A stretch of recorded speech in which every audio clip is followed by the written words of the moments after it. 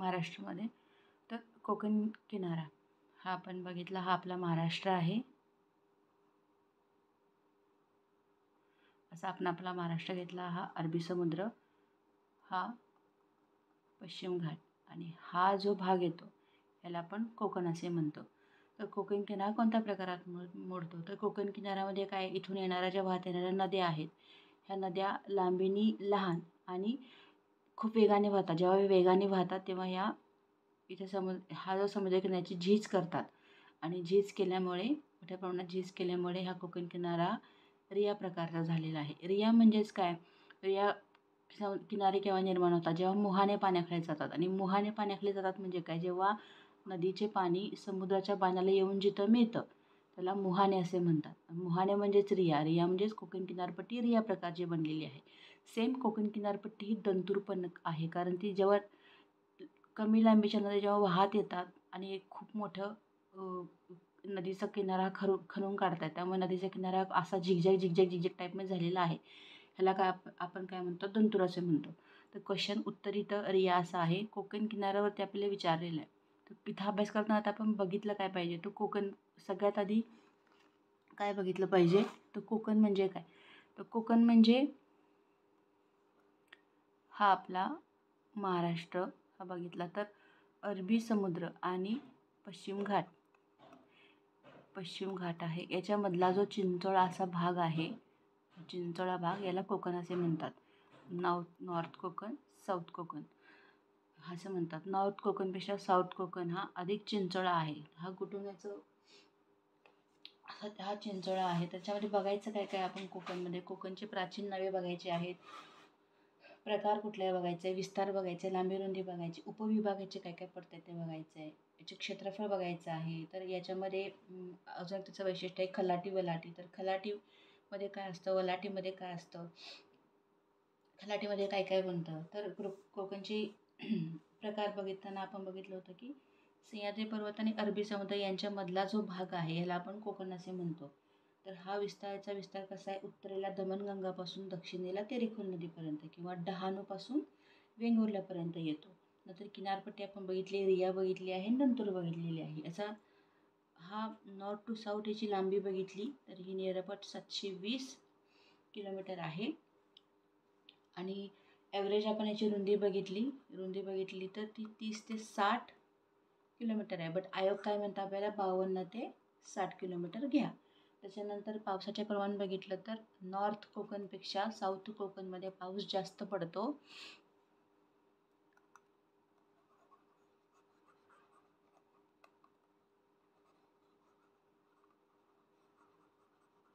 Give me a minute.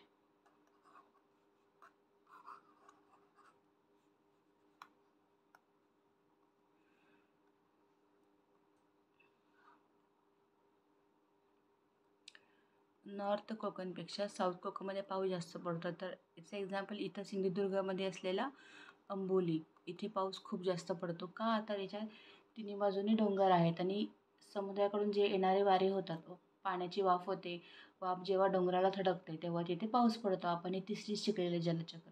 तर इथे जेव्हा पाऊस पडतो, कारण येणारे वाऱ्याला एकच दिशा यायला आणि बाकी तिन्ही साईडनी डोंगर आहेत, म्हणून इथं सगळ्यात जास्त पाऊस हा अंबोली इथे पडतो. दुसरं सिमिलरली वाक्य आपल्याला कसं येतं? तर साऊथ कोकणपेक्षा नॉर्थ कोकणमध्ये पाऊस कमी पडतो. तर हे पण लक्षात ठेवायचं. नॉर्थमध्ये पाऊस कमी, साऊथमध्ये पाऊस जास्त. साऊथमध्ये पाऊस जास्त असल्यामुळे इथे काय प्रॉब्लेम आहे? तर हा भाग जो आहे खडकाळ डोंगराळ आहे, शहरे कमी आहेत, वाहतुकीच्या सोयी कमी आहेत with respect to north Konkan. Similarly north Konkan हा बेसाल्ट खडकापासून बनलेला आहे, साऊथ कोकण हा जांभा खडकापासून बनलेला आहे. नॉर्थ कोकणपेक्षा साऊथ कोकण हा रुंद आहे, अधिक अरुंद आहे. रुंद चिंचोळा असा बारीक असा भाग होत आलेला आहे, असा होत आलेला आहे. त्याच्यानंतर याचं डिव्हिजन बघायला गेलं तर 2 भागात किंवा 3 भागात होतं. नॉर्थ कोकण, साऊथ कोकण, कधी कधी मध्य कोकण असे म्हणतात. तर नॉर्थ कोकणमध्ये बघताना आपण पालघरपासून रायगडपर्यंत बघतो आणि इथून खाली रायगडपासून रत्नागिरी ते सिंधुदुर्ग असं पकडतो. आणि मध्य कोकणमध्ये रायगडमधले आणि रत्नागिरीमधले काही जिल्हे येतात.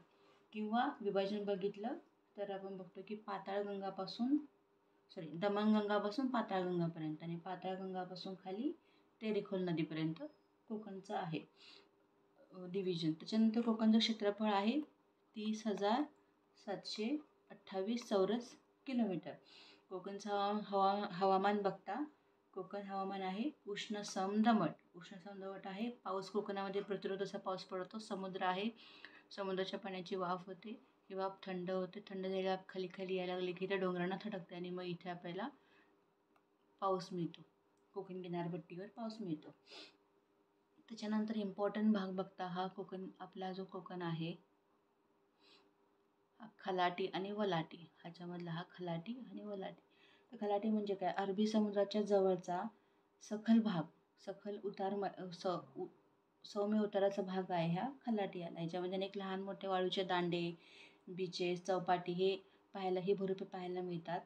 नियर अबाउट काय म्हणतात त्याला 15 मीटरपर्यंतचा भाग आहे जो खलाटीचा आहे आणि खलाटीच्या वरचा जो भाग आहे ह्याला वलाटी असे म्हणतात.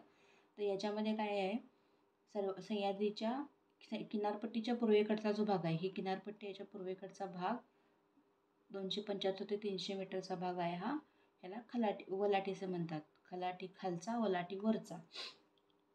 याच्यामध्ये अनेक डोंगराळ भाग आहेत, वेगाने वाहणाऱ्या नद्या आहेत, दरीखोरे आहेत, खाड्या आहेत, हे आपण इथे बघतो. सिमिलरली आपल्याला दुसरं काय बघायचं आहे, आता बंदरे बघायचे आहेत.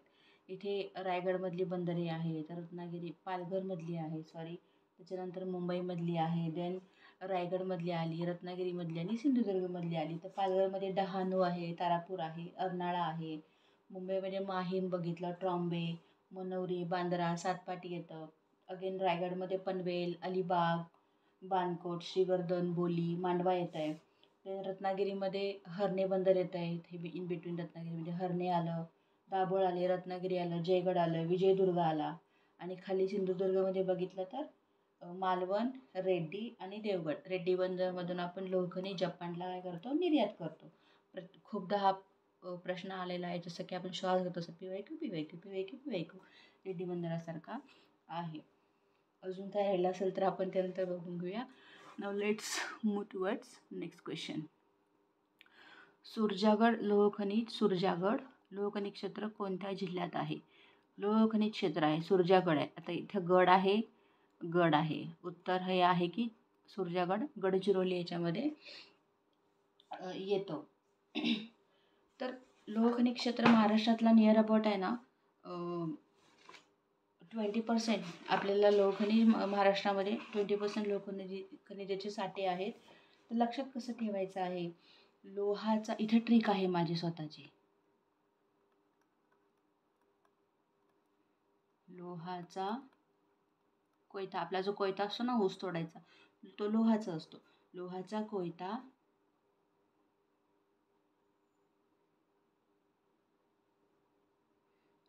कोयता चंद्रगडावर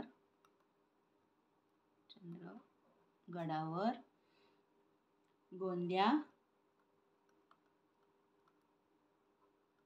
नागा प्लस सिंधू सोबत बनवतो. लोहाचा कोयता, लोहखनिज, मीन्स कोल्हापूर, चंद्रपूर, गडचिरोली, गोंदिया, नागपूर, सिंधुदुर्ग. याची ट्रिक आहे, लक्षात ठेवायचा. 20% लोहखनिज आपल्याला लोहखनिज साठे 20% महाराष्ट्रात आहे. त्याच्यामध्ये कुठे कुठे आहेत तर कोल्हापूर आहे आणि सिंधुदुर्ग आहे पश्चिम महाराष्ट्रातला. आणि देन इकडचा विदर्भाचा हा जो भाग आहे सिंधुदुर्ग, कोल्हापूर, आणि उरलेला जो विदर्भाचा भाग आहे हा गोंदिया, नागपूर, चंद्रपूर, गडचिरोली इथे आपल्याला भेटतं. तर चंद्रपूरमध्ये कुठे कुठे भेटतं तर PYQवरून जरी आपण बघितलं तर असोला, लोहाडोंगरी, पिंपळगाव हे चंद्रपूरमध्ये येतं. गडचिरोलीमध्ये बघितलं तर सुरजागड, भामरागड, इथं आपल्याला सुरजागड दिलं तर उत्तर आपलं हे गडचिरोली असं आहे. सिंधुदुर्गमध्ये रेड्डी आहे, वेंगुर्ला आहे, टाका आहे, असोली आहे, शिरोडा आहे, नळेवाडी आहे, सातोडी आहे. आणि देन कोल्हापूरमध्ये शाहूवाडी आहे, राधानगरी आहे. आणि गोंदियामध्ये अंबेतला, खुर्सीपार आहे. ओके, सुरजागड, लोहाचा कोयता चंद्रगडावर गोंदिया नागा सिंधूसोबत बनवतो. लोह खनिज कोल्हापूर, चंद्रपूर, गडचिरोली, गोंदिया, नागपूर, सिंधुदुर्ग. आता हा नेक्स्ट क्वेश्चन आहे, जोड्या लावायच्या आहेत. भूकंप आणि वर्ष हा 2024चा ग्रुप बीचा पेपर आहे आणि हा सेम क्वेश्चन 2023च्या राज्यसेवेला पडलेला होता. त्याच्यामुळे PYQ करणं खूप इम्पॉर्टंट आहे. असं फक्त आपल्याला काहीच माहीत नव्हतं त्याच्यातलं कधी आलं. हा ज्याने एखाद्याने वाचला असेल त्याला ठीक आहे, बट एखादा नवीन असतो किंवा कोणाला माहीत नसेल तर मात्र हा क्वेश्चन आपला चुकला असतं किंवा काहीतरी झालं असतं. कोयनेमध्ये जो भूकंप झाला होता हा 1967ला झालेला होता. किल्लारीचा भूकंप हा 1993ला झालेला होता. भुजचा भूकंप हा 2001चा होता आणि उत्तरकाशीचा भूकंप हा 1991ला होता. तर आपलं उत्तर काय येतं? 2, 3, 4, 1. मोस्टली आपल्याला काही येत नसला तर आपण 1, 2, 3, 4 किंवा 4, 3, 2, 1 करतो. तर इथे असा ॲप्रोच काही बसतोय का बघा. 2, 1, 4, 3 ॲप्रोच असं काहीच नाही बसत आहे किंवा ऑप्शन पण आपल्याला काही काही सेम मिळत नाही. सो हा क्वेश्चन जर लोकांनी ज्यांनी PYQ बघितला असेल राज्यसेवेचे पेपर असेल तर त्यांचा बरोबर आला असता किंवा मग बाकीच्यांचं चुकलं असतं किंवा मग इथे अप्रोच पण असा काही बसत नाही आहे. मला तरी काही सापडत नाही आहे इथे approach. Again next question is हा नाही 65. त्रिवार्त यांच्या मतानुसार महाराष्ट्र राज्यातील विदर्भ व मराठवाड्याच्या विदर्भ म्हणजे पूर्ण विदर्भ आणि मराठवाड्याचा पूर्व भाग म्हणजे हा आपला महाराष्ट्र बघितलं तर हा विदर्भ आणि हा मराठवाड्याचा पूर्व भाग, हा भाग काय म्हणून ओळखला जातो असा त्यांनी क्वेश्चन विचारलेला आहे. सो त्रिवार्ताचं बघताना त्रिवार्तांनी महाराष्ट्राचं क्लायमेट 3 भागात डिवाइड केलेलं आहे. एक हा भाग आणि एक हा भाग एक असा आहे आणि हा भाग. तर हा भाग आहे तो काय आहे?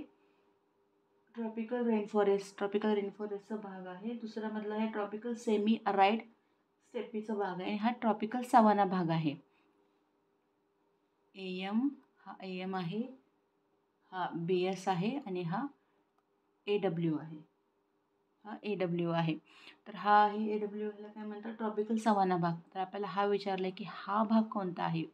विदर्भ आणि मराठवाड्याच्या पश्चिमेचा भाग. तर tropical savanna, monsoon savanna climate division हे याचं उत्तर आहे. स्टेपी हवामान बघितलं, स्टेपी कशाचं येतं? पूर्ण मराठवाडा हा स्टेपीमध्ये येतो आणि मान्सून म्हणजे AM येतो. हा जिथे जास्त पाऊस पडतो हा येतो. हा विचारला नाही आहे. हे बघा, हे जे नाव आहेत ना मराठी लक्षात नाही राहत, त्यामुळे इंग्लिशमध्ये लक्षात ठेवायचं, सोपं जाते. मराठी लक्षात ठेवायला अजून अवघड पडतं, त्यामुळे इंग्लिशमध्ये सोपं ठेवायचं. AM मान्सून म्हणजे भरपूर पाऊस असलेला. रेन फॉरेस्टचा भाग आहे हा आला कोकणचा भाग. त्याच्यानंतर स्टेपी क्लायमेट झोन म्हणजे हा आला मराठवाड्याचा भाग आला आणि हा आला हा विदर्भाचा भाग. तर आपल्याला काय विचारले? विदर्भ आणि मराठवाड्याच्या पूर्वेकडचा भाग जो आपल्याला आहे मान्सून सवाना क्लायमेटचा हवामान. त्याच्यानंतर खाली हा क्वेश्चन जॉग्राफीचा नाही आहे. देन 67 पण नाही. ओके, 68 उत्तर सीमेलगत खालीलपैकी कोणती पर्वतरांग आहे? महाराष्ट्राची पर्वतरांगेवरती क्वेश्चन त्यांनी विचारलेला आपल्याला आहे. तर महाराष्ट्राच्या पर्वत बघताना हा महाराष्ट्राचा प्राकृतिक भूगोलमध्ये अभ्यास करताना महाराष्ट्रामध्ये गेल्या पण पर्वतरांगा बघतो. पर्वत आहे, नदी आहे, अगेन पर्वत आहे, अगेन नदी आहे, अगेन पर्वत आहे, नदी आहे. तर याची ट्रिक अख्ख्या महाराष्ट्राला माहीत आहे, तरी पण सांगते मी. विन सा ता सा गो ह पा भी म कृ. विंध्य, नर्मदा, सातपुडा, तापी, सातमाळा, अजिंठा, गोदावरी, हरिश्चंद्र, बालाघाट, भीमा, शंभू महादेव आणि कृष्णा. तिथे काय विचारलेलं आहे, महाराष्ट्राच्या उत्तर सीमेलगत विचारले, उत्तर सीमेला नाही, सीमेलगत म्हणजे इथं काय आहे, येतो जातो असा भाग आहे जो सातपुडा पर्वतरांगेचा आहे. सातपुड्यांचा किंवा 7 पर्वतरांगा एकामागोमाग एक दिसत आहेत, त्याच्यामुळे त्याला सातपुडा असं नाव दिलेलं आहे. हे याचं उत्तर आहे. नेक्स्ट बघूया 69 क्वेश्चन काय आहे. तर दाट अथवा केंद्रित वसाहती, दाट अथवा केंद्रित वसाहती, दाट म्हणजे जी खूप सारे घर आहेत, असे खूप सारे घर आहेत. केंद्रित म्हणजे असं लागून जवळ आहेत. तर ह्याचं वैशिष्ट्य, दाट म्हणजेच काय, दाट लोकवस्ती कुठं असते, तर एखादं मंदिर पकडा, नदी पकडा, तलाव पकडा, किंवा आता मंदिर आहे आपण बघितलं, हे मध्यभागी असं मंदिर आहे, याच्या भोवती असे घरं असतात. किंवा आता हे नदी बघितली, ही नदी आहे, नदीच्या आसपास ह्या काठाला खूप सारे घरं, या काठाला खूप सारे घरं आहेत. आता मी सांगलीला राहते, तर बघा आमच्या इथे कृष्णा नदी आहे, ही आमची कृष्णा नदी आहे. ह्या साईडला भरपूर असे घरं वगैरे, तिकडे घरं वगैरे, तिकडे मंदिर आहे, इकडे सांगली आहे, इकडे सांगलवाडी आहे. तर खूप सारी दाट वस्ती आहे. तर दाट वस्ती केव्हा बनते, जेव्हा आपल्याला हे असतं, जिथे काय म्हणतात त्याला, सॉरी, दाट वस्ती किंवा जिथे जमीन सुपीक आहे, नदी आहे, किंवा पाणी आहे, शिक्षणाच्या सोयी आहेत, सिक्युरिटी आहे, रोजगाराची अवेलेबिलिटी आहे, तिथे दाट वस्ती मोठ्या प्रमाणात असते. म्हणजेच मैदानी भागात, तसेच सुपीक मृदेच्या भागात, मृदा सुपीक आहे, लोकांना खायला जेवण भेटणार आहे, लोक शेती पिकवणार आहेत, तर साहजिकच आहे वस्ती दाट असणार आहे. तर हे बरोबर आहे. सेकंड बघा, वसाहती दाट असल्यामुळे अस्वच्छता, सामाजिक तंटे, आरोग्याचे प्रश्न इत्यादी नकारात्मक बाबी निर्माण होऊ शकतात. आता वसाहती दाट पकडा, आता एखादी आपण हे मुंबईचं धारावीचं एक्झाम्पल घ्या, किंवा एखादी तुम्ही खूप ठिकाणी राहणारे झोपडपट्टीचं भाग घ्या. झोपडपट्टीमध्ये वस्ती दाट असते, नदी आहे, नदीच्या किनारी एखादी झोपडपट्टी बघितली तुम्ही, किंवा मंदिर वगैरे आहे, तर त्या झोपडपट्टीमध्ये लोक असं खूप सारे राहत असतात, अस्वच्छता असते. अस्वच्छता असल्यामुळे आरोग्याचा प्रश्न निर्माण होतो, सामाजिक तंटे, पाणी भरायचं सकाळी एकच नळ येतोय, लोकांच्या रांग लागलेल्या आहेत, लोक बायका भांडत आहेत, किंवा अस्वच्छता आहे, एकच टॉयलेट आहे तिथे खूप सारे लोक यूज करत आहेत, तर अस्वच्छता असते, त्यामुळे आरोग्याचा प्रश्न निर्माण होतो. तर ह्या ज्या नकारात्मक बाबी आहेत ह्या होऊ शकतात. तर again this is a right. या वसाहतीमध्ये घराची रचना ही वर्तुळाकार स्वरूपाची असते. जसं बघितलं, हे मंदिर बघितलं म्हणजे शेजारी असे गोल गोल गोल गोल गोल करून लोक राहत आहेत, किंवा नदीच्या काठावर ही वर्तुळाकार रचना असते, त्याला हा पण बरोबर आहे. देन चौथा बघा, डोंगराळ भागात, दाट जंगलात आणि वाळवंटी प्रदेश इथे अशा प्रकारची वस्ती आढळते. डोंगराळ भागात, दाट जंगलात, वाळवंटी प्रदेशात अशा वस्ती आढळते का हो? आपण बघतो, आपण डोंगराळ भागात फिरायला जातो. आता आमच्या इथलं जवळचं एक्झाम्पल घ्या, कोल्हापूरमध्ये तुम्ही बघितलं, पन्हाळा किंवा ज्योतिबाचा डोंगर बघितला, तर तिथे लोकांची वस्ती दाट मिळते का? खाली गावातनं वरती डोंगराला गेलं की फक्त तुम्हाला एखादं रिसॉर्ट बघायला मिळतं, किंवा काय, जिथं आपण एन्जॉयमेंटसाठी जातो, तर ते दाट लोकवस्ती आढळते का? तर नाही. म्हणजे डी चूक आहे. आपल्याला काय विचारले, बरोबर काय, हा डी गेला, उत्तर एकच राहिलं, 1 आणि 3, म्हणजे 3 बरोबर आहे. आता इथं सपोज एखादं कन्फ्यूज झाला असता इथं, किंवा हे वर्तुळाकार स्वरूपाची असते, वर्तुळाकाराचीच असते असं नसतं, कधी कधी चौकोनाकृती असते, रेखाकृती असते. पण मग ॲप्रोच कसा बसतो, 1 आणि 3 आले की आपण 3 घेऊन जातो, तर 3 बरोबर आहे. ॲप्रोच कसा असतो बघा, 1 आणि 3 आलं की 3 घ्यायचं, 2 आणि 3 आले की 3 घ्यायचं, 3 आणि 4 आले की 3 घ्यायचं, 2, 4 आले की 4 घ्यायचं. फक्त 3 आणि 4 आले की 3 घ्यायचं, एक इतर वेळेस पुढचा नंबर घ्यायचा. मोस्ट ऑफ आयोगाचे आन्सर हे उत्तर सी असतात. जिथं काही येत नसेल ना, जिथं आपला अभ्यास संपतो, 60% आपण ॲप्रोच आपल्या अभ्यासावर जात असतो, आणि त्याच्यानंतर 60 to 70% म्हणजे 100रातले 60 क्वेश्चन आपल्याला अभ्यासातून सुटतात. उरलेले क्वेश्चन असतात जे 50-50मधून आपल्याला मार्क करून उरलेल्या 2 ऑप्शनमध्ये खेळायचं असतं. तर तिथे आपला हा ॲप्रोच लागतो. त्याच्यानंतर नेक्स्ट क्वेश्चन. ओके, महाराष्ट्रातील पठारावर अनेक डोंगररांगा पसरल्या आहेत, त्यांचा उत्तरेकडून दक्षिणेकडे क्रम लावा. जसं मगाशी म्हटलं, महाराष्ट्राच्या पठारावर हा वरून खाली क्रम लावायचा आहे. म्हणजे सातपुडा, विंसा, तापी, सातासा, सातमाळा, अजिंठा, गोदावरी, जसं की मगाशी ट्रिक सांगितली होती ही विन, सा, ता, सा, अ, गो, ह, बा, भी, म, क्रू. तर ही विंध्य ही बाहेर येते, नंतर नर्मदा पण बाहेर येते. हा सातपुडा ही आत बाहेर आहे. नंतर तापी, सातमाळा, अजिंठा,